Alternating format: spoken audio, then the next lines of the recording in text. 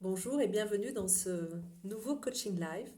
Alors aujourd'hui nous sommes le 1er mai, c'est le jour où nous offrons du muguet pour souhaiter beaucoup de chance aux personnes que l'on aime.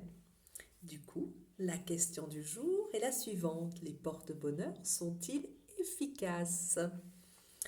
Alors en fait, quand on offre ce muguet, eh bien on offre surtout une marque d'affection, un souhait de bonheur pour ces personnes à qui l'on tient.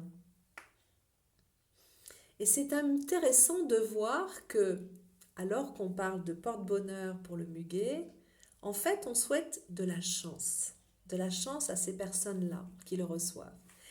Et ce n'est pas tout à fait étonnant pour la raison suivante, c'est que jusqu'au XIIe siècle, la chance était synonyme de bonheur, ou le bonheur était synonyme de chance. Donc en fait, à cette époque-là, au XIIe siècle, au Moyen Âge, on pensait que le bonheur était dû en fait à la providence. C'était pas quelque chose que nous construisions, c'était quelque chose que nous recevions. Bien sûr, ça a beaucoup changé depuis. Maintenant, on construit notre bonheur et je crois que c'est quelque chose de très positif, même si il y a aussi une action extérieure, cette fameuse action de la providence, qui dans les contes de fées prennent, le, prennent vie à travers un personnage qui est la bonne fée ou le sorcier, le magicien. Donc, en fait, le bonheur voulait dire avoir de la chance, c'est pour ça qu'on disait à la bonne heure et qu'on continue à le dire à la bonne heure. Et c'est de là que vient ce mot de bonheur. Alors, des bonheurs, des porte-bonheurs, des bonheurs, il y en a beaucoup, mais des porte-bonheurs, il y en a beaucoup aussi. Évidemment, on peut en citer quelques-uns: le fer à cheval. Bon, on va savoir pourquoi.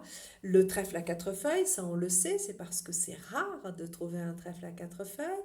Il y a aussi la patte de lapin. Alors ça m'amuse beaucoup parce que je ne me vois pas du tout porter dans la poche de mon pantalon une patte de lapin, d'autant plus que je suis végétarienne. Mais bon, je trouverais ça un peu glauque, mais ça a fonctionné pendant de nombreux siècles, cette fameuse patte de lapin. Et puis il y a le gui, évidemment, et le chiffre 13. Et ça, ce chiffre 13, c'est intéressant parce qu'il est à la fois porte-bonheur et porte-malheur.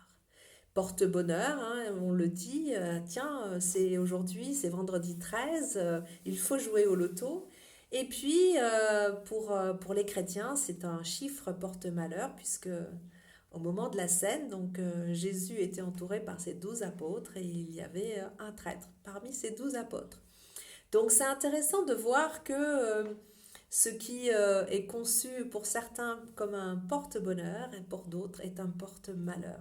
C'est intéressant de voir aussi que les porte-bonheur changent en fonction des religions, hein, évidemment. Il y en a qui porteront la médaille miraculeuse, d'autres la main de Fatima. Chacun en fonction de ses croyances. Et puis ça change aussi au niveau des pays.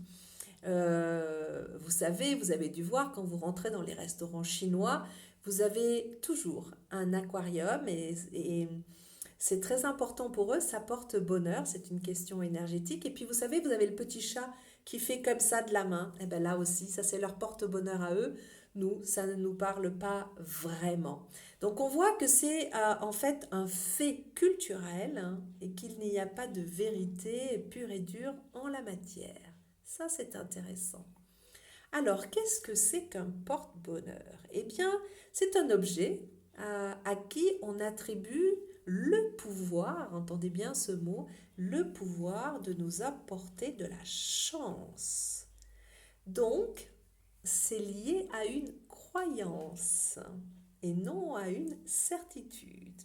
Nous croyons que cela va nous apporter de la chance. Et c'est amusant de voir comment cela se traduit. Alors, c'est vrai que je me souviens de Laurent Blanc qui, avant chaque match de la Coupe du Monde de 98, embrassait Fabien Barthez, enfin son crâne chauve. Et c'est vrai que ça leur a porté chance. Je ne suis pas sûre que ce soit parce que Laurent Blanc embrassait le crâne de Fabien Barthez. Mais bon, voilà, après, ça devient une habitude, ça devient... comment dire? Oui, ça commence à prendre du sens.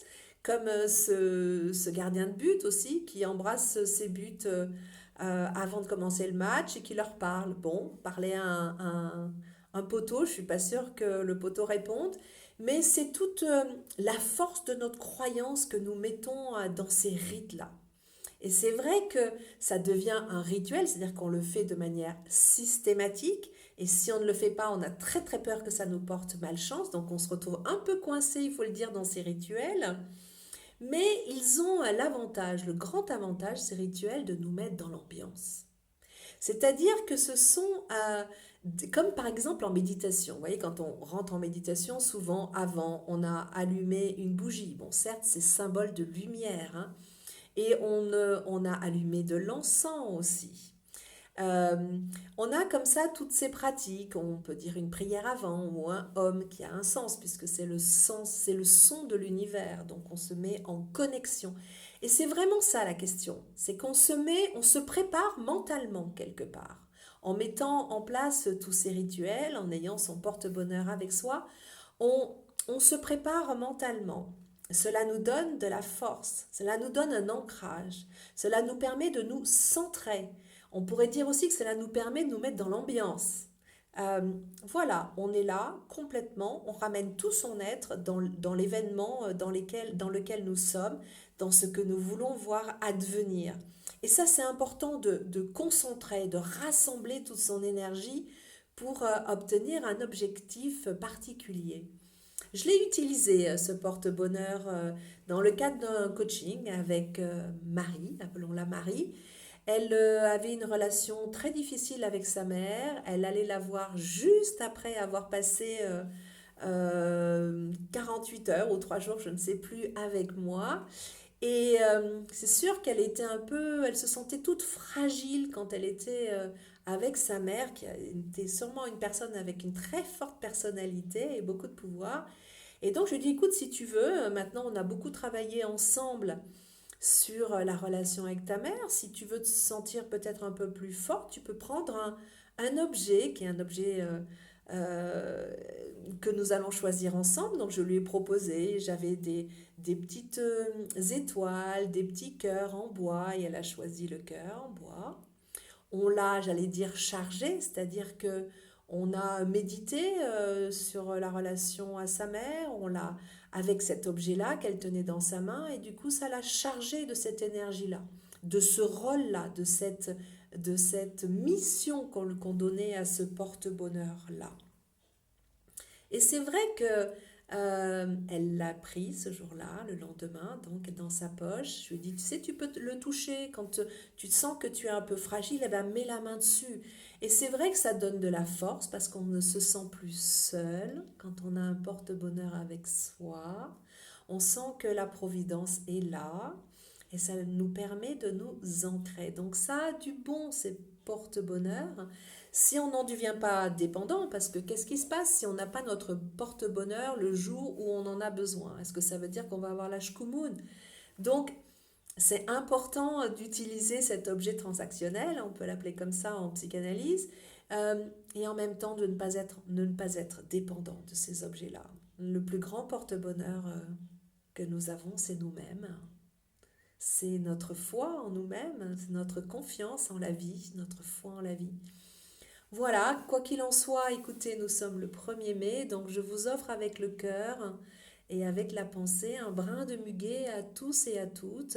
Je vous souhaite beaucoup de bonheur malgré la situation difficile que nous traversons. Le bonheur est là quand même. Il suffit d'être en paix et d'être dans la joie, de retrouver la joie et l'espérance. Et le bonheur est alors là. Voilà, très bonne journée et à demain pour un autre coaching live. Au revoir.